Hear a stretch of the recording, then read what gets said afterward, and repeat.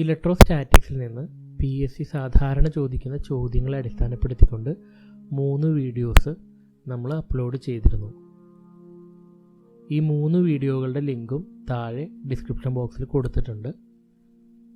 ഇതിനെ അടിസ്ഥാനപ്പെടുത്തിക്കൊണ്ടുള്ള mock ടെസ്റ്റാണിത്. 20 questions ആണ് നമ്മൾ ചോദിക്കുന്നത്. ഈ 20 ക്വസ്റ്റ്യനും 10 മുതൽ 15 സെക്കൻഡ് വരെ നിങ്ങൾക്ക് തരും. അധികം സമയം ആവശ്യമുള്ള ചോദ്യങ്ങളല്ല. നിങ്ങളത് ആൻസർ ചെയ്യുക. അതിനുശേഷം ഓരോ ക്വസ്റ്റിനെക്കുറിച്ചും ഡിസ്കസ് ചെയ്യുന്നതായിരിക്കും. ക്വസ്റ്റിനെക്കുറിച്ച് മാത്രമല്ല, ക്വസ്റ്റിനോട് ബന്ധപ്പെട്ട ടോപ്പിക്കിനെ കുറിച്ചും അതിൽ നിന്ന് ചോദിക്കാവുന്ന അല്ലെങ്കിൽ ചോദിച്ചിട്ടുള്ള വേറെ ക്വസ്റ്റിനെ കുറിച്ചും നമ്മൾ ഡിസ്കസ് ചെയ്യും. അതുകൊണ്ട് എല്ലാവരും അവസാനം വരെ കാണുക. പിന്നെ ഇതിലെന്തെങ്കിലും സംശയം ഉണ്ടെങ്കിലും അതുപോലെ എന്തെങ്കിലും മിസ്റ്റേക്കുകൾ ഞാൻ പറയുന്നുണ്ടെങ്കിലും നിങ്ങൾ കമൻറ്റ് ചെയ്യുക. ആദ്യമായിട്ട് കാണുന്നവരാണെങ്കിൽ സബ്സ്ക്രൈബ് ചെയ്യാൻ മറക്കരുത്. അപ്പോൾ നമുക്ക് തുടങ്ങാം.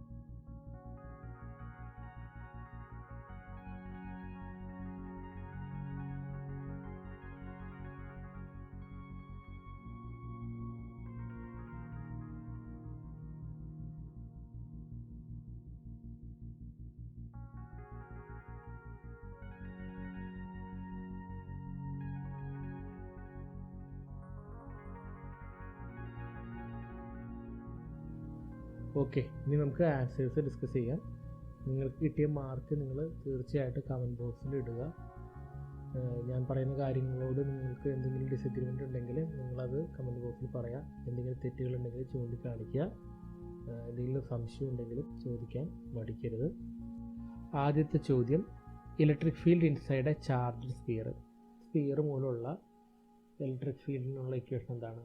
ഔട്ട്സൈഡ് പോയിന്റിലാണെന്നുണ്ടെങ്കിൽ നമ്മൾ പറഞ്ഞു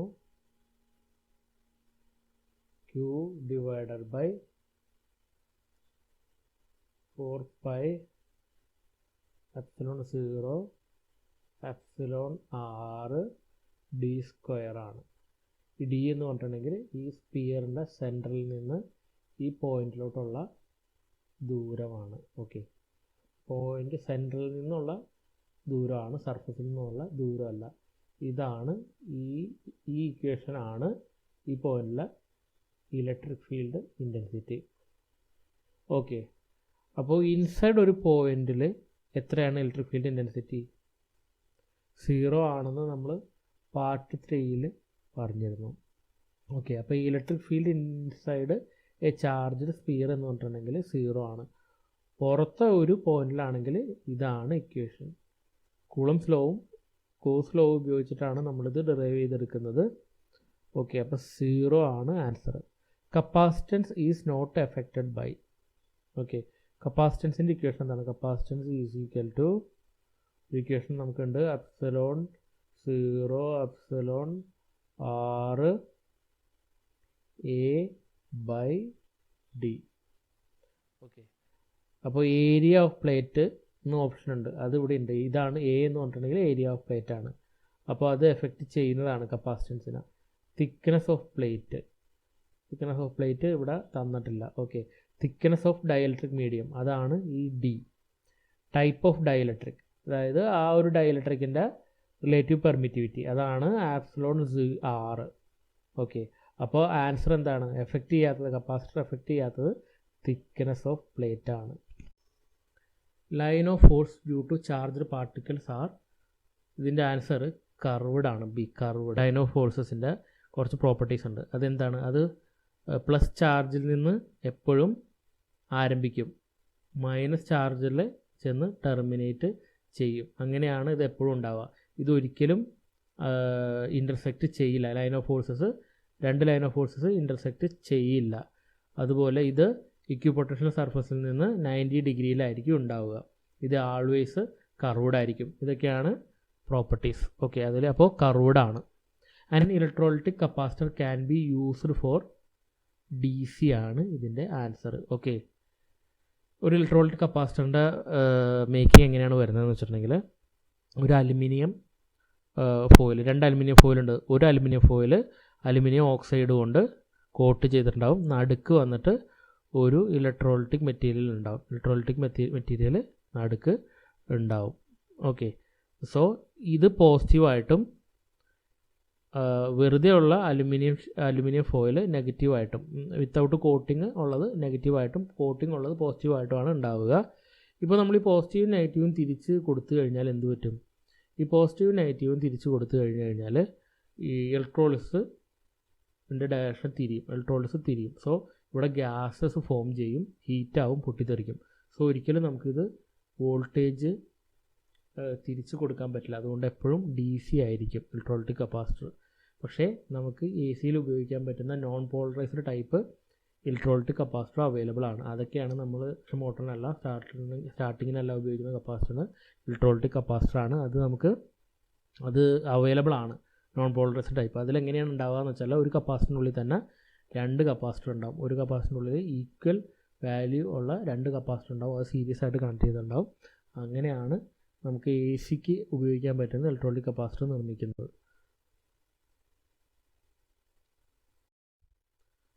force between 2 charges is 40 newton.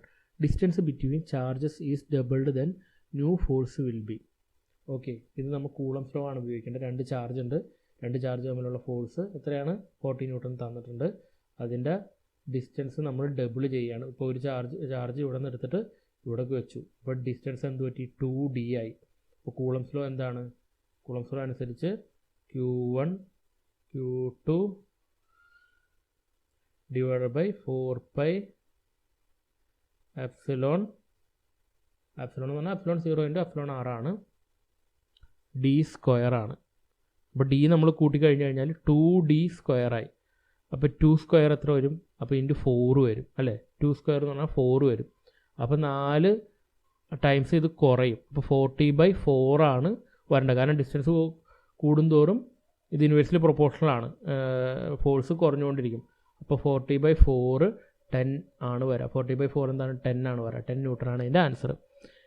Electric field at point near charged conductor having charge Q at distance d from the conductor is. Okay, ഇതിൻ്റെ ഇക്വേഷൻ എന്ന് പറഞ്ഞിട്ടുണ്ടെങ്കിൽ Q divided by 2 pi epsilon d square ആണ്. അപ്പോൾ ഇനി ഈ equation വെച്ചിട്ട് നമുക്ക് ഓരോ ഓപ്ഷനും ചെക്ക് ചെയ്യാം. Directly proportional to the distance d ആണോ? അല്ല, d താഴെയാണ്, ഇൻവേഴ്സ്ലി പ്രൊപ്പോർഷണൽ ആണ്. അപ്പോൾ ഇത് തെറ്റാണ്. Inversely proportional to the distance d നോക്കൂ, ശരിയാണോ? അല്ല, d സ്ക്വയർ ആണ്, d അല്ല, d സ്ക്വയർ ആണ്. Inversely proportional to d square ആണ്. സോ ഇതും തെറ്റാണ്. ഓക്കെ, ഇൻവേഴ്സ്ലി പ്രൊപ്പോർഷണൽ ടു ചാർജുമായിട്ട് ഇൻവേഴ്സ്ലി പ്രൊപ്പോർഷണൽ ആണോ? അല്ല, ഡയറക്ട്ലി പ്രൊപ്പോർഷണൽ ആണ്. സോ നൺ ഓഫ് ദിസ് ആണ് ഇതിൻ്റെ ആൻസർ. ഡി ആണ് ഇതിൻ്റെ ആൻസർ.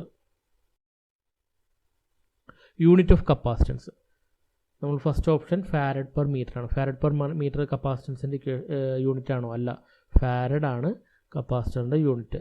ഫാരഡ് പെർ മീറ്റർ എന്ന് പറഞ്ഞിട്ടുണ്ടെങ്കിൽ ആപ്സിലോൺ 0ൻ്റെ യൂണിറ്റ് ആണ്, പെർമിറ്റിവിറ്റിയുടെ യൂണിറ്റ് ആണ്. അപ്പോൾ ആപ്സിലോൺ ആറിൻ്റെ യൂണിറ്റ് എന്താണ്? ആപ്സിലോൺ ആറിന് യൂണിറ്റ് ഇല്ല, അറിയാലോ. ഇതൊരു റേഷ്യോ ആണ്. ഒരു ഡൈഇലക്ട്രിക് മീഡിയത്തിൻ്റെ permittivity divide by absolute permittivity ആണ് ആപ്സിലോൺ ആർ, ഒരു റേഷ്യോ ആണ്. സോ ഇതിന് യൂണിറ്റ് ഇല്ല. അത് ചോദിക്കാറുണ്ട്, വെരി ഇമ്പോർട്ടൻ്റ് ആണ്. പിന്നെ അടുത്ത് കൊടുത്തിരിക്കുന്നത് കൂളം പെർ വോൾട്ട്, അതാണ് നമ്മളുടെ ആൻസർ. എങ്ങനെയാണ് കൂളം പെർ വോൾട്ട് നമുക്ക് കിട്ടുന്നത്? കൂളം പെർ വോൾട്ട് എന്ന് പറഞ്ഞു കഴിഞ്ഞാൽ capacitance is equal to charge by voltage ആണ്. ചാർജ് ബൈ വോൾട്ടേജ് അല്ല, ചാർജിൻ്റെ യൂണിറ്റ് ആണ് കൂളം, വോൾട്ടേജിൻ്റെ യൂണിറ്റ് ആണ് വോൾട്ട്. അപ്പോൾ coulomb per voltage. Volt per coulomb, അടുത്ത ഓപ്ഷൻസും കൂടി നമുക്ക് ചെക്ക് ചെയ്യാം. വോൾട്ട് പെർ കൂളം എന്ന് പറഞ്ഞിട്ടുണ്ടെങ്കിൽ കപ്പാസിറ്റൻസിൻ്റെ ഇൻവേഴ്സ് ആണ് അല്ലേ. വോൾട്ട് പെർ കൂളം ഇതിൻ്റെ ഇൻവേഴ്സ് ആണ്.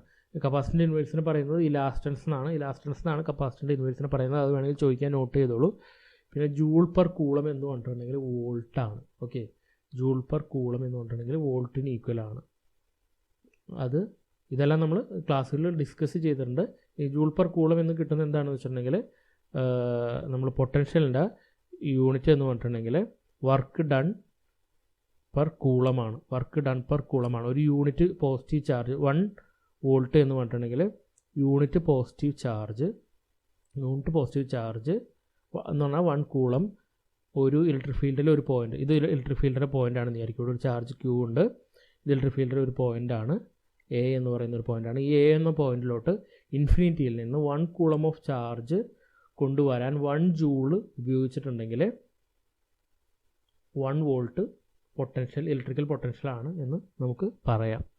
സോ നമുക്ക് പൊട്ടൻഷ്യൽ കാണുന്നുണ്ടെങ്കിൽ ജൂൾ പെർ കൂളം എന്നുള്ള എനർജി ഡിവൈഡഡ് ബൈ ചാർജ് എന്നുള്ള ഒരു ഇക്വേഷൻ കൂടി നമുക്ക് ഇതിൽ നിന്ന് കിട്ടും. സോ ജൂൾ പെർ കൂളം നമുക്ക് വോൾട്ടിൻ്റെ യൂണിറ്റാണ്. വളരെ ഇമ്പോർട്ടൻ്റ് ആണ്. ഈ യൂണിറ്റ് വളരെ ഇമ്പോർട്ടൻ്റ് ആണ്, ജൂൾ പെർ കൂളം എന്നുള്ളത്.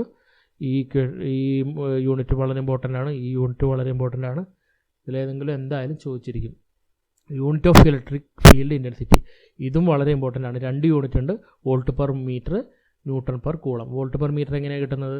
ഒരു കപ്പാസിറ്റർ നമ്മൾ കണക്കാക്കുകയാണെങ്കിൽ ഇവിടുത്തെ ഇലക്ട്രിക് ഫീൽഡ് ഇൻറ്റൻസിറ്റി എന്ന് പറഞ്ഞാൽ ഈ അപ്ലൈ ചെയ്തിട്ടുള്ള വോൾട്ട്, ഇതിനെ ക്രോസ് അപ്ലൈ ചെയ്തിട്ടുള്ള വോൾട്ട് ഡിവൈഡ് ബൈ ഈ ഡിസ്റ്റൻസ് ആണ്. അപ്പോൾ വോൾട്ട് പെർ മീറ്റർ. ഈ നമ്മൾ ഇതിൽ നിന്നാണ് നമുക്ക് എപ്സിലോൺ 0 എപ്സിലോൺ r a/d എന്നുള്ള ഇക്വേഷനെല്ലാം നമുക്ക് കിട്ടുന്നത് ഈ ഇതിൽ നിന്നാണ്. അപ്പോൾ വോൾട്ട് പെർ മീറ്ററും യൂണിറ്റ് ഓഫ് ഇലക്ട്രിക് ഫീൽഡ് ഇൻറ്റൻസിറ്റിയാണ്. അതുപോലെ ന്യൂട്ടൺ പെർ കൂളമും ഇലക്ട്രിക് ഫീൽഡ് ഇൻറ്റൻസിറ്റിയുടെ ഒരു യൂണിറ്റാണ്. So both A and B ആണ് ഇതിൻ്റെ ആൻസർ. ന്യൂട്ടൺ പെർ കൂളമ്പും ഇതിൻ്റെ ഇലക്ട്രിക് ഫീൽഡ് ഇൻറ്റൻസിറ്റിയുടെ യൂണിറ്റാണ്. അതെന്താണ്? Force by charge. ഈ ഫോഴ്സ് ബൈ ചാർജിൽ നമ്മൾ ഫോഴ്സിൻ്റെ ഇക്വേഷനെല്ലാം അപ്ലൈ ചെയ്തിട്ടാണ് നമ്മൾ ഇലക്ട്രിക് ഫീൽഡ് ഇൻറ്റൻസിറ്റിയുടെ ഇക്വേഷൻ എല്ലാം കണ്ടുപിടിക്കുന്നത്. അത് നമ്മൾ ഫസ്റ്റ് പാർട്ട് 1 ക്ലാസ്സിൽ ഡിസ്കസ് ചെയ്തിട്ടുണ്ട്. താല്പര്യമുള്ളവർക്ക് പോയി കാണാം. ഓക്കെ, അപ്പോൾ ഇതാണ് വോൾട്ട് പെർ മീറ്ററും ന്യൂട്ടൺ പെർ കൂളമ്പും. ഇത് രണ്ടും ഇലക്ട്രിക് ഫീൽഡ് ഇൻറ്റൻസിറ്റിയുടെ ഇക്വേഷനാണ്. So both A and B ആണ് answer. If 3 number of 15 PF capacitor is connected in series, total series. അപ്പോൾ 15 PF എന്ന് പറഞ്ഞാൽ പൈക്കോ ഫാരഡ് എന്ന് പറഞ്ഞാൽ 10⁻⁻12 ആണ് ഒരു പൈക്കോ. മൈക്രോ ഫാരഡ് എന്ന് പറഞ്ഞിട്ടുണ്ടെങ്കിൽ 10⁻⁻6 ആണ്. Okay, micro farad. അപ്പോൾ 3 നമ്പർ ഓഫ് 15, അപ്പോൾ 15 കപ്പാസിറ്റൻസ്, 3 കപ്പാസിറ്റർ ഉണ്ട്. എല്ലാ കപ്പാസിറ്ററിനും 15 ഫാരഡാണ്. അപ്പോൾ നമ്മൾ കപ്പാസിറ്റർ സീരീസ് ആണെങ്കിൽ എന്താണ്, റെസിസ്റ്റൻസ് പാരലൽ പോലെയാണ് നമ്മൾ കണക്കാക്കേണ്ടത്. റെസിസ്റ്റൻസ് സീരീസ് പാരലൽ എല്ലാവർക്കും അറിയാമല്ലോ. അതിനെക്കുറിച്ചൊരു ക്ലാസ് ഉണ്ട്, അതിൻ്റെ ലിങ്കും ഡിസ്ക്രിപ്ഷൻ ബോക്സിൽ ഇട്ടിട്ടുണ്ട്. നിങ്ങൾക്ക് താല്പര്യമുണ്ടെങ്കിൽ കാണാം. Resistance series parallel, bulb series parallel, അതുപോലെ ഹീറ്റിംഗ് കോയിൽ. ഇതിന് PSCക്ക് വരാൻ സാധ്യതയുള്ള മിക്കവാറും ക്വസ്റ്റ്യൻസും അതിൽ ഡിസ്കസ് ചെയ്തിട്ടുണ്ട് ആ വീഡിയോയിൽ.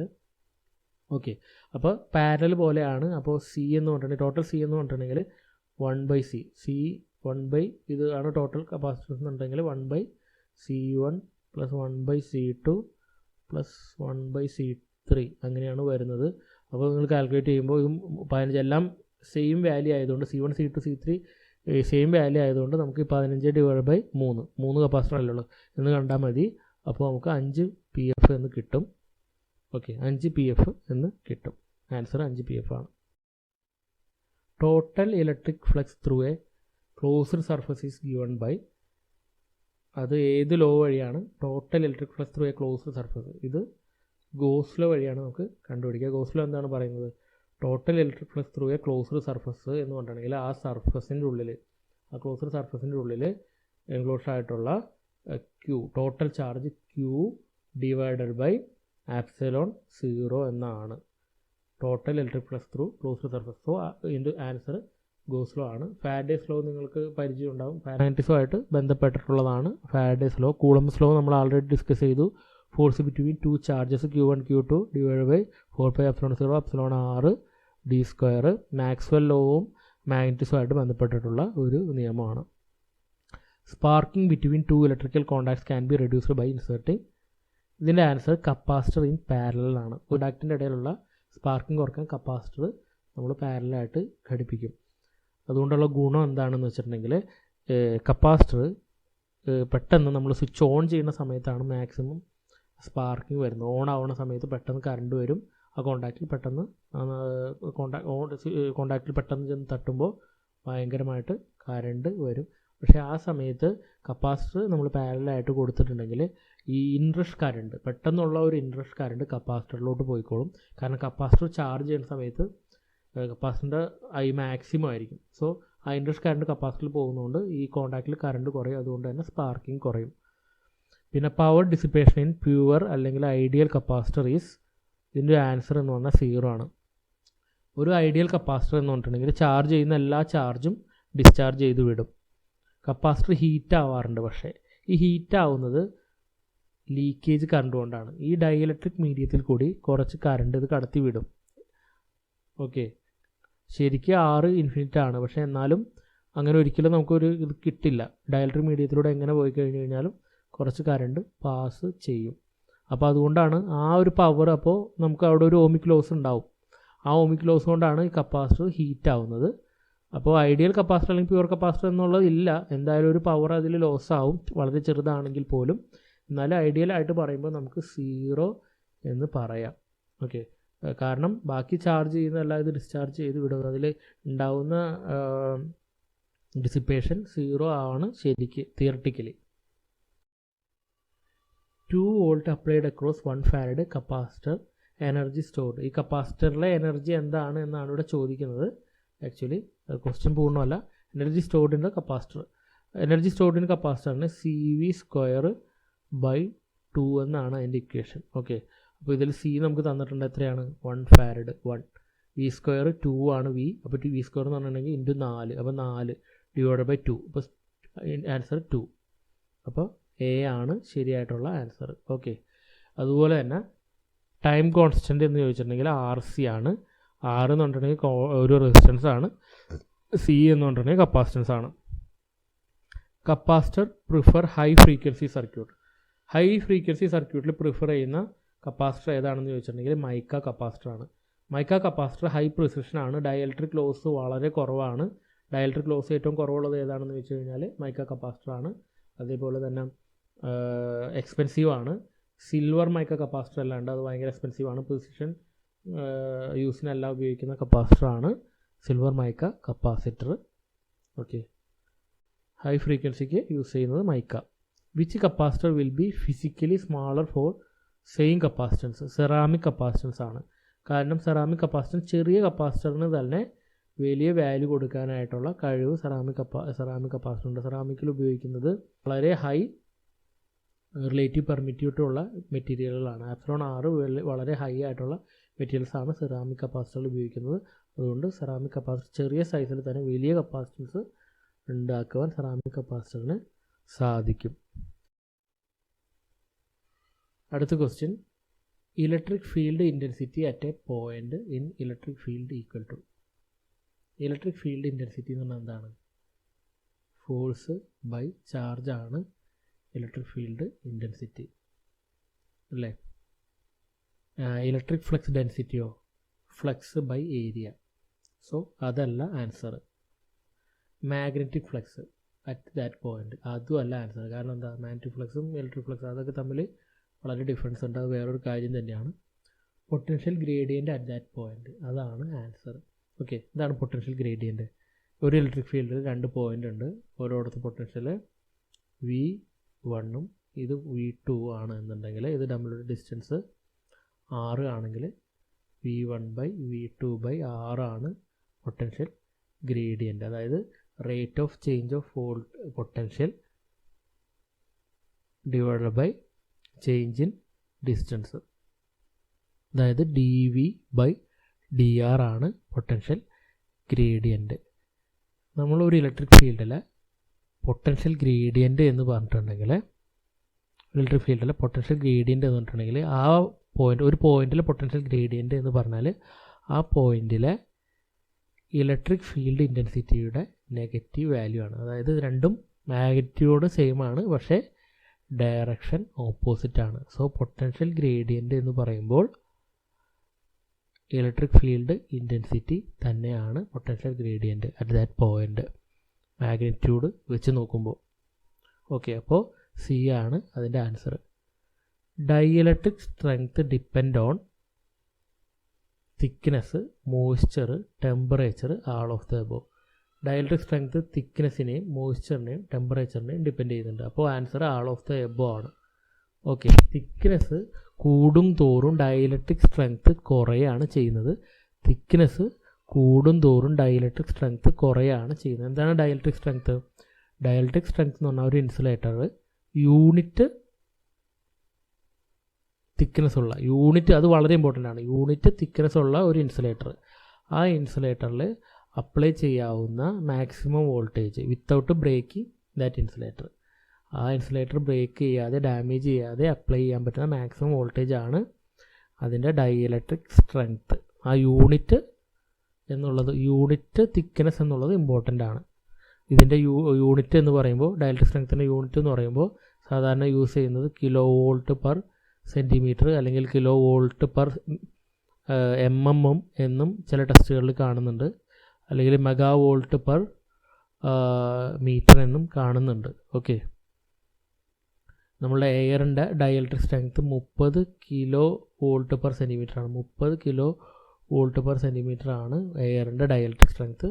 അത് ചോദിക്കാറുണ്ട്. മൈക്കയുടെ ആണെങ്കിൽ 500-ഉം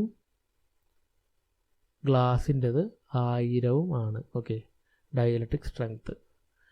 ഡൈഇലക്ട്രിക് കോൺസ്റ്റൻറ്റ് എന്ന് പറഞ്ഞാൽ എന്താണ്? ഡൈഇലക്ട്രിക് കോൺസ്റ്റൻറ്റ് എന്ന് പറഞ്ഞിട്ടുണ്ടെങ്കിൽ ഈ ε/r, നമ്മൾ നേരത്തെ ഡിസ്കസ് ചെയ്ത ε/r തന്നെയാണ് ഡൈഇലക്ട്രിക് കോൺസ്റ്റൻറ്റ്, റിലേറ്റീവ് പെർമിറ്റിവിറ്റി. എയറിൻ്റെ ഡൈഇലക്ട്രിക് കോൺസ്റ്റൻറ്റ് എത്രയാണ്? 1 ആണ്. മൈക്കയുടെ 3 to 6 എന്നെല്ലാം കാണുന്നുണ്ട്, 6 ആണ് പറയുന്നത്. ഓക്കെ, ഇത് ചോദിക്കാനുള്ള ചാൻസ് കൂടുതലാണ്. 1 volt is same as. 1 volt എന്ന് പറഞ്ഞാൽ നമ്മൾ നേരത്തെ വോൾട്ടിൻ്റെ കേസ് പറഞ്ഞിരുന്നു. എന്താണ് വോൾട്ട്? വോൾട്ട് എന്ന് പറഞ്ഞിട്ടുണ്ടെങ്കിൽ വർക്ക് ഡൺ ബൈ ചാർജ് എന്ന് പറഞ്ഞിരുന്നു. അപ്പോൾ ഈ ഫസ്റ്റത്തെ തന്നെയാണ് ജൂൾ ബൈ കൂളംബ് തന്നെയാണ് 1 വോൾട്ട് എന്ന് പറയുന്നത്. വർക്ക് ഡൺ എന്ന് പറഞ്ഞാൽ അതിൻ്റെ ഉള്ള ഇതെന്താണ്, ജൂൾസാണ്. ചാർജ് എന്ന് പറഞ്ഞിട്ടുണ്ടെങ്കിൽ കൂളംബാണ്. അപ്പോൾ ജൂൾ പെർ കൂളംബാണ് അതിൻ്റെ ആൻസർ. ഓക്കെ.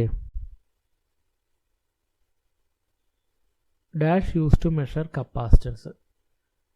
ഓക്കെ, ഈ ഓപ്ഷനിൽ കെൽവിൻ ബ്രിഡ്ജ് റെസിസ്റ്റൻസ് നോക്കാനുള്ളതാണ്. മാക്സ്വെൽ ബ്രിഡ്ജ്, ഹെയ്സ് ബ്രിഡ്ജ്, രണ്ട് ഇൻഡക്റ്റൻസ് നോക്കാനുള്ളതാണ്. മാക്സ്വെൽ ബ്രിഡ്ജും ഹെയ്സ് ബ്രിഡ്ജും.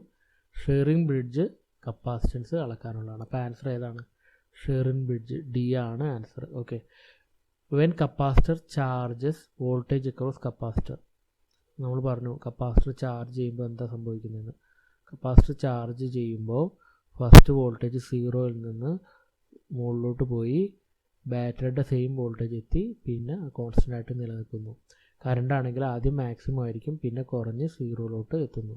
അപ്പോൾ എന്താണ് answer? Increase from 0 to maximum. Capacitor charge ആകുമ്പോൾ ഇൻക്രീസ് ഫ്രം 0 ടു മാക്സിമം വോൾട്ടേജിന്. ഓക്കെ. കറണ്ടിനാണെങ്കിൽ ഇതാണ്, ഇത് കറണ്ടാണ്. ഡിക്രീസ് ഫ്രം മാക്സിമം ടു 0, അത് കറണ്ടാണ്. ഓക്കെ, ഉത്തരം എ ആണ്.